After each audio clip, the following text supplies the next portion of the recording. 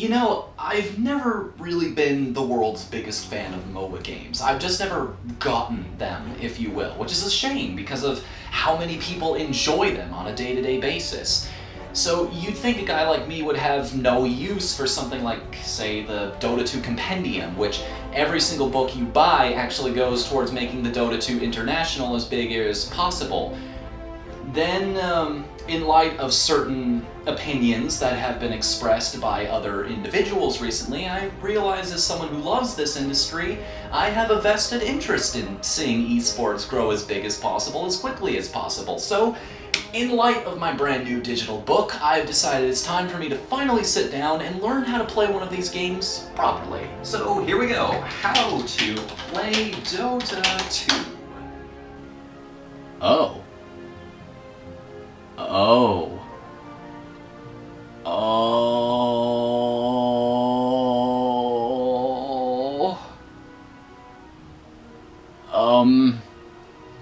I think I'm in trouble here. If you've been watching this series for a while, you know I feel very strongly that video games are a respectable medium in their own right, which is why it always baffles me when we react the way we do to people outside our medium claiming that it has no value. What am I talking about? Well, if you're not familiar with the recent situation, what's his name? Colin Cowpie? I don't know. Some radio host from ESPN decided to be a bitter scrub lord about the fact that his network aired the Heroes of the Dorm tournament, even going as far as to say that watching it was comparable to eating the barrel of a gun. Which, all things considered, in this case wouldn't be the worst idea in the world, but might I recommend trying to act like a real human being first? But I don't want this whole video to be about him, because it's not. This is about addressing the way we handle criticism in this community, because we have a pretty poor track record on that front. I still remember the hatred that was flung towards Roger Ebert, even though we had absolutely no reason to care what he thought either. No, really, we didn't. There's an incredibly brilliant comic out there by the guys over at Critical Miss. So brilliant, in fact, that I saved it to my desktop. It features a literary critic snootily talking about our medium as if he's some versed expert on the subject, slamming it based solely on the limited perspective his own art form offers. Now look at panel 2. This is our current way of handling situations like this. Do you see how juvenile we look? How pathetic this makes us seem? Groveling at the feet of some tool bag who doesn't even have a proper understanding of how video games work? Panel 3, on the other hand, is how we should react to this kind of event, and it's my favorite 2 sentences ever penned by anyone in this industry. I've read some of these books. The gameplay is terrible. Look. Half the country plays video games. 155 million people in America alone enjoy this art form for at least 3 hours a week. That is a proven statistic. The average gamer is male and between the ages 18 to 35, which coincidentally is the exact same demographic ESPN tries to appeal to, so good job insulting a sizable portion of your audience for starters. But it gets better. 67 million people log in to play League of Legends every month. Last year's Dota 2 International Tournament was so successful, it had a bigger prize pool than this year's Super Bowl. 4 out of 5 households in America have a dedicated game console, and 39% of all those people are watching less TV than they used to. In fact, a good number of them use their consoles to access those more traditional mediums through on-demand services like Netflix, HBO Go, or Crunchyroll. And there's a reason for this. We live in the age of the internet. This is a culture that wants the specific type of entertainment it's looking for at any given moment and has all the means to get it within seconds. Cable television does not provide that service, and that's probably why the cable market has been shrinking every single year. The point is, we don't have anything to prove, okay? I don't need Colin Cowlick to tell me that esports are a legitimized form of entertainment. We were doing pretty well on that front by ourselves last I checked.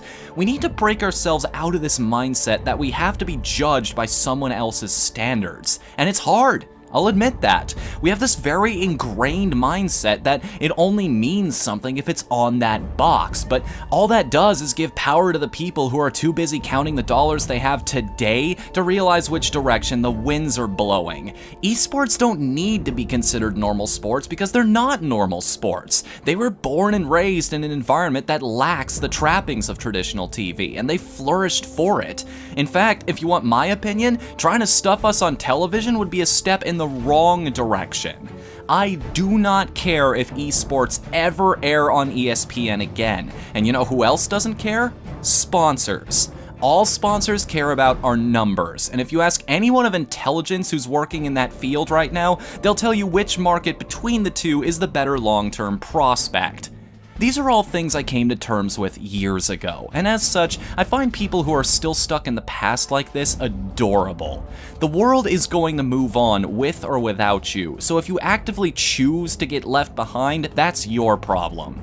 I thoroughly believe that in our day and age, video games are the ultimate form of artistic expression. The fact that you as a player are an active part of how the story is told gives it an edge over any other form of entertainment. But here's the crazy thing, I just know in the back of my mind that someday a new art form will pop up that has advantages even video games can't boast. I also know that I'm not going to understand it at first, and to my initial amazement, my children are going to love it.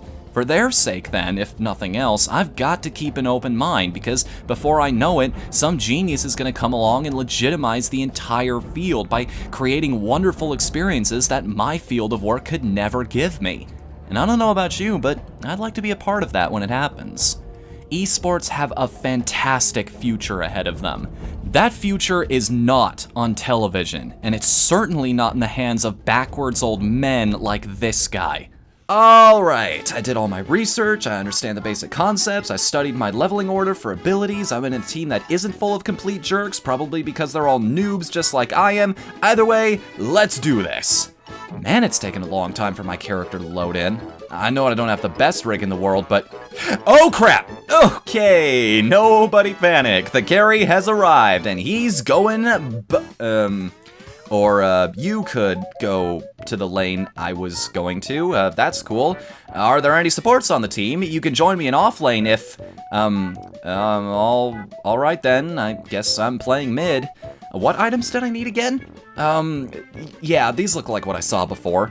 You know, this whole last hit thing isn't as hard as I thought it would be. It's taken a while to reach the tower, though. You know, I'd smack you, buddy, if you get close enough to my face to let me. Knew I should have played sniper. So is this it? Do we just keep going back and forth like this all day? Just darting in and out of creep range until one person is strong enough to make something exciting happen? Oh wait, I can buy items now, can't I? But he's still in lane. How do I deal with that?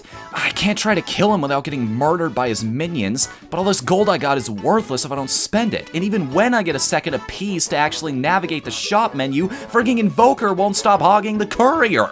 Hold on, let me check my notes. Bottom is missing. Yeah, keep your panties on, princess. I'm reading here.